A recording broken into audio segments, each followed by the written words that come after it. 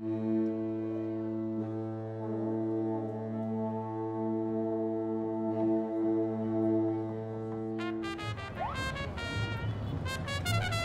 your legs on the A train. Get a running start from JFK. A hop, skip, and 7,364-mile jump southeast of America will drop you a world away. Fly the friendly skies, through the blue, over foreign clouds, the transatlantic travel landing you in the East African plains. A shade shy of the equator on a sunny day. Nairobi, Kenya, your first stop.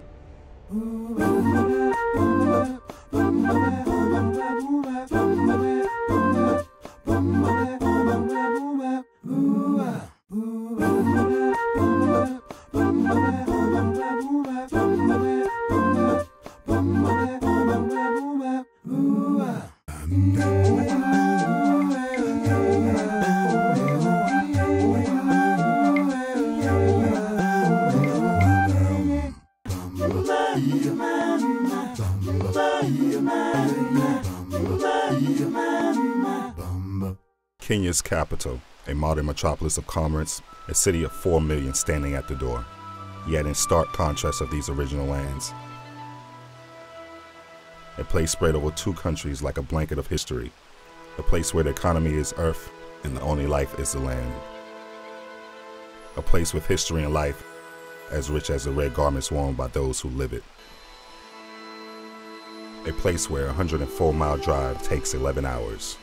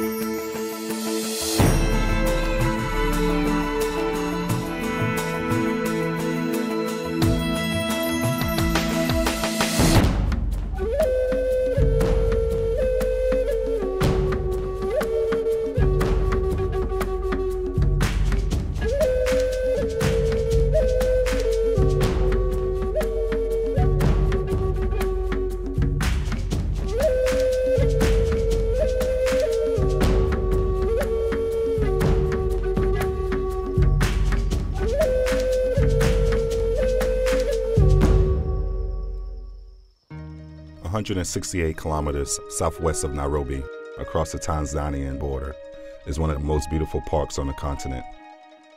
Ernest Hemingway called it the loveliest I had seen in Africa. Manyara Park is a narrow strip of land running between Lake Manyara to the east and the 2,000-foot walls of the Rift Valley Escarpment to the west. The park was established in the 1960s to protect elephant herds. The African elephant, the world's largest land mammal. Giants of the savannah, 7-ton mammoths standing up to 14 feet tall. Manyara is home to 5 distinct vegetation zones. The alkaline lake flanked by grassy floodplains, which rise to acacia and mahogany woodlands. A host of animals dwell in this beautiful place. Giraffes graze its trees. Monkeys walk its paths. Hippos, 2-ton river horses, wade its waters. Zebras run its shores.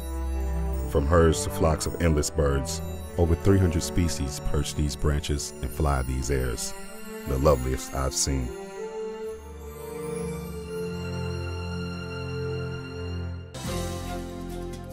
Not far from Manyara's shore stands another ecological landmark, a literal circle of life that crowns the land.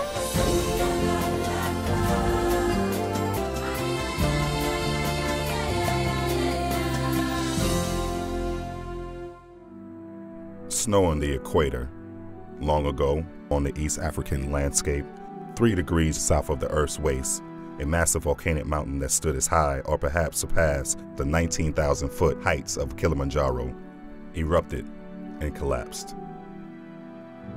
It left a 12-mile wide dent in the Earth, 2,000 feet from rim to 102 square mile floor, the world's largest unbroken crater. But in the wake of the destruction came life.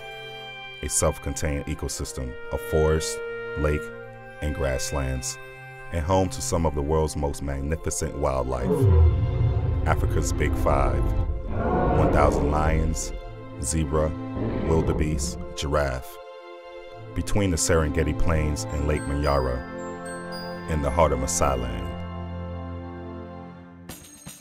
The elephant, rhinoceros, lion, leopard, and African buffalo, Africa's Big Five. People come from around the world to see them. What's so special about them? They're not the most dangerous animals in Africa, nor are they the largest. The phrase was a hunting term. The Big Five game were the most difficult animals to hunt on foot. They were the grand slam of trophy hunting. Hunting them is illegal now, yet the phrase continues to be used by tourists and safaris, as hundreds of animals are shot each day. Just over these ridges, along the crater rim, and on the plains beyond, and one of Earth's oldest places, live a timeless people, the Maasai. They are shrouded in mystery, history as legend. Who are they? From where did they come? Some believe them to be one of the lost tribes of Israel, journeyed to the motherland as Jacob's native sons, the southernmost Exodus. Others thought them remnants of an even more ancient lineage, descendants of Egyptian civilization. One thing is known, they came from the north, most likely from the Nile River Valley. Between the 14th and 16th centuries, a people passed through history through the Rift Valley Passage. North African migrant masses pasturing their herds and flocks southward, yet upstream to a bastion of fertile lands, the greenest pastures, lands known the world over by Maasai names. Maasai Mara, the Serengeti, extended place, the endless plains.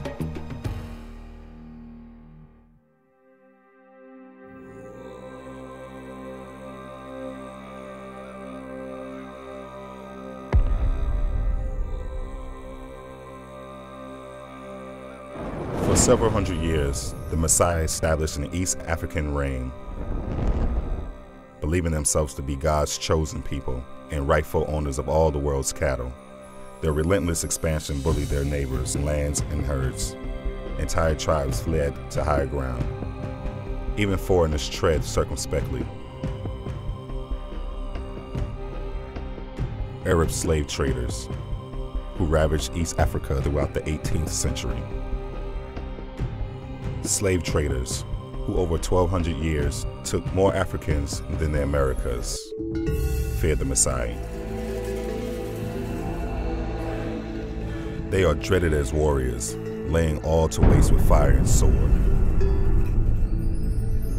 But there was an even sharper sword, two edges of history, a blade of iron forged in colonial fires, sharpened by tragedy and swung with blunt force, a sword that in one decade left centuries of the mighty destitute.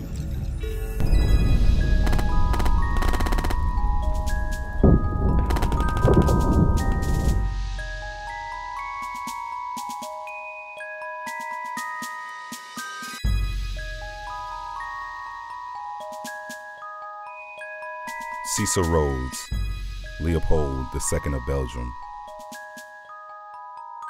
The explorations of David Livingstone and Henry Morton Stanley opened the eyes of the Western world to the dark continent.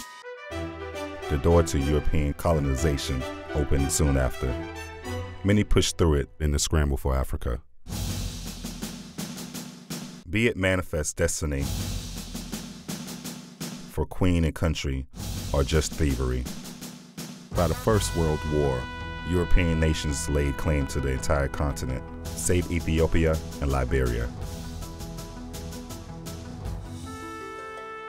In 1883, the first European explorer passed through Maasailand. The Maasai were among the first tribes which came into contact with the administration, but their subservience to antiquated tribal custom and tradition has been so powerful that it has proved impossible as yet materially to alter and renovate their ideas.